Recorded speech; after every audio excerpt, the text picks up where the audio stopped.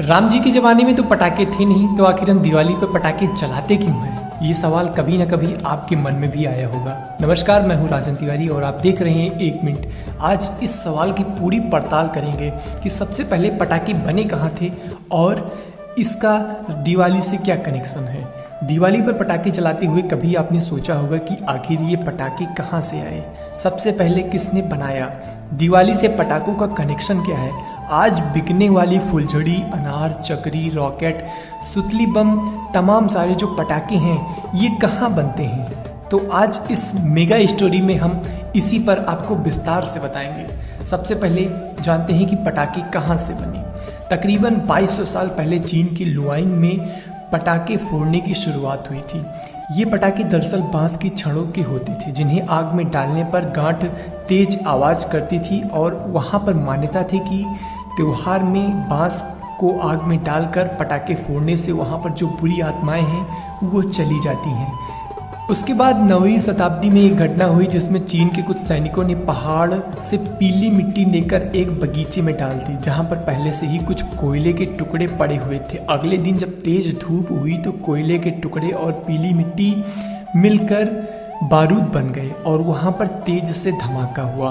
उसके बाद चीनियों ने इस बारूद को बांस के उस पाइप में डालकर और फिर आग में डाला।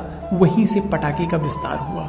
पूरी दुनिया में चीन से ही पटाखे फैले हैं। यूरोप के इतिहासकार का मानना है कि बारूद के फॉर्मूले को सबसे पहले रोज बेकर नामक यूरोपी रसायनविद ने खोजा था। तकरीबन 13वीं और 15वीं शताब्दी में पटाखे चीन से निकलकर यूरोप में फैल चुके थे। भारत में पटाखों का उल्लेख तकरीबन 8वीं शताब्दी में है जहां पर वैस्कैम्पियन नीति प्रकाशित हुई। ऐसे में पूर्ण उल्लेख है जहां पर बारूद का जिक्र किया गया है। बारूद उस वक्त पटाखों के प्रचलन के लिए कोई पुख्ता सबूत तो नहीं मिलता है, लेकिन उस नीति प्रकाशन में बारूद का जिक्र किया गया है।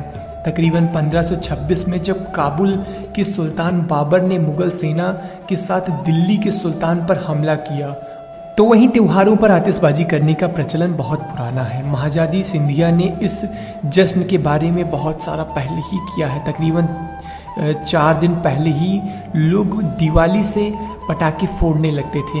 अब यह प्रचलन बहुत ही कम हो गया है क्योंकि तमाम सारी इस पर नियम, कानून और कोर्ट ने पाबंदियां लगा दी है। लेकिन आपको बता दें कि पटाखे का जश्न हर शुभ काम में लोग पटाखे और फुलझड़ी चढ़ाते ही चलाते हैं। उसकी बारूदी टोप की आवाज़ सुनकर भारतीय सैनिक डर गए। माना जाता है कि अगर उस वक्त पटाखों की परंपरा रही होती तो शायद सिपाही इतना नहीं डरते। इसी तरीके से तमाम और जानकारीपूर्ण कार्यक्रम के लिए आप हमारे साथ बने रहिए और हाँ, आप हमारे चैनल को अधिक से अधिक लाइक, शेयर और सब्सक्राइब जरूर करें। धन्यवाद।